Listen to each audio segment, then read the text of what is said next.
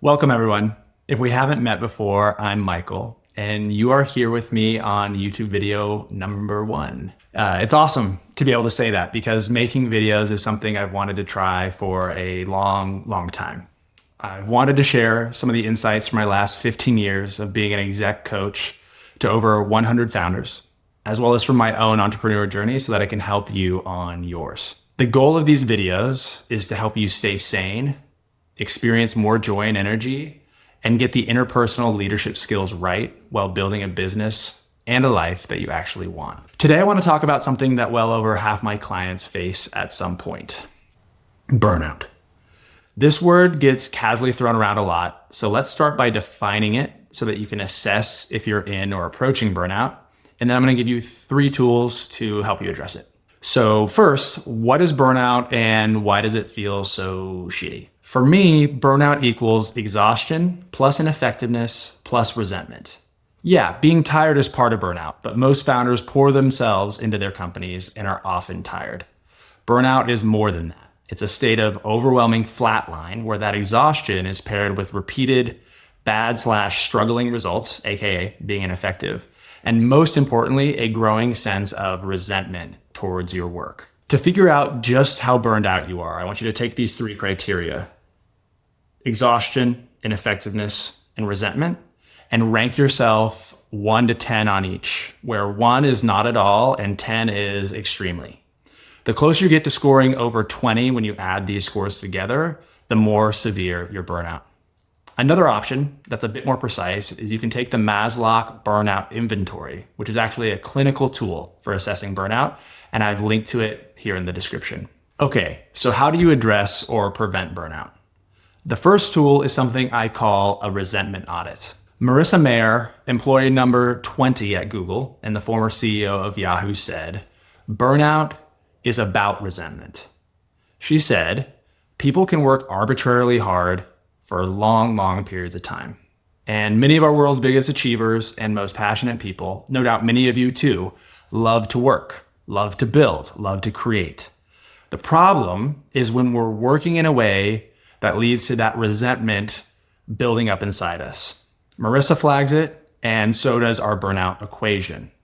So where does this resentment come from? Usually, it's a result of us missing out on things that are really important to us. And this is where the resentment audit comes in. It helps us identify the resentment so that we can address it. And there are 2 simple ways to do it. The first is to reflect on the question, what important things am I sacrificing right now because of the way that I'm working? Jot down what comes up. The second way is to pull up your calendar and take a look at the last month, maybe the last 2, and notice, what have you attended? What have you skipped? That's a potential source of resentment. One of my clients did this recently and realized that she and her husband hadn't had a proper, actually fun date night in over 3 months. Another client noted that he was super drained by all of his one-on-ones. So guess what? He canceled all recurring one-on-ones for a whole quarter. Hell, when I did this a few years ago, I realized that since spraining my knee, I hadn't played basketball in a full year, even though basketball is one of my favorite sports.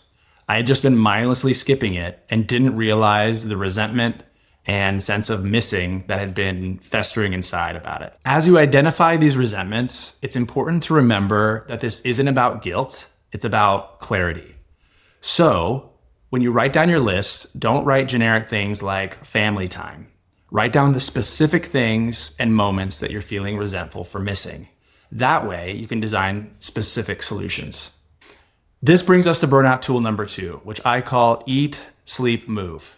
One of my favorite sayings about burnout is that burnout is what happens when we forget to be human for too long.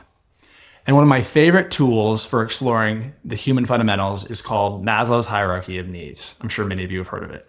Maslow's hierarchy is a simple triangle-shaped diagram that ranks human needs from the most important at the base of the triangle to the also important but less essential at the top. And it looks like this. As you can see, the foundational, most important needs are physiological human needs. Basically what this means is if we're hungry, exhausted, in pain, or sleep deprived, these are fundamental issues that we have to address first. And this is where burnout comes in. And it's a little tricky because when you're burned out, you're usually not hungry or thirsty. but I guarantee that you are 100% neglecting essential physiological needs. Here's where you can use the Eat, Sleep, Move tool. All you do is you jot down your answers to this question. What is one simple but meaningful change I can make in each of these 3 areas? AKA what I'm eating, how I'm sleeping, and how I'm moving or exercising. Take 10 minutes and brainstorm a bunch of answers, but then choose just one thing in each area. I once had a physical therapist who said that the best training program is the one you actually stick to. Same is true here. Nothing changes if nothing changes. So I want you to pick the simplest and easiest thing you know you can actually start to change in each of these areas. Don't over-engineer it. Don't make it perfect. Just pick the thing that feels most doable and build from there. A few examples from my clients. Make an agreement with your partner that you'll turn off all electronics by 10:30 p.m. on weeknights. Swap all the chips in the house for nuts and fresh fruit. Or commit to taking a walk after dinner every night, even if it's just around the block. Okay, so on to tool number 3. Face the fear. I can make a whole video on this tool because it has so many layers, but at its simplest, this tool means 1, pausing so that you can 2, identify the fear that has pushed you towards burnout in the first place. First, the pause. This means taking a real break from work. Put on your out of office and uninstall Slack from your phone and get away. There's no perfect break length, but I'll say this. If the amount of time you're taking doesn't make you feel at least a bit uncomfortable, then you're not taking enough. I usually encourage my clients to take at least 1 to 2 weeks. It's scary, but you got to do it. Once you've paused, it's time to identify and then understand the fear that's driven you to the burnout in the first place. By the way, it's the same fear that's screaming, no, when I tell you to take at least a 1-week break. So tune in. The specifics of this fear look different for everybody, but usually it's some type of fear about your company failing, and as a result, you losing your sense of purpose, status, and/or financial safety. And let me just say, I get it. As a business owner, I have my own fear whispering in my ear when I think about slowing down or setting boundaries or taking some extended time off. But the reality is, despite its best intentions to protect us, that voice is short-sighted. It sees the business building journey as a sprint when it's actually a marathon, and therefore it doesn't pay any attention to pace. And as a result, we let it drive us into the ground and deprive us of the time we need to recharge and reset and to see things more clearly. Facing this fear means really noticing and absorbing the counterproductive results it's creating. Recognize that your business will suffer if you are exhausted and ineffective. Recognize that very few people succeed by constantly pushing themselves to operate in a way that they hate and resent. Star athletes take off seasons. Famous CEOs do retreats and take think weeks. Nearly all of my clients have taken meaningful time off to reset and reboot how they operate their companies.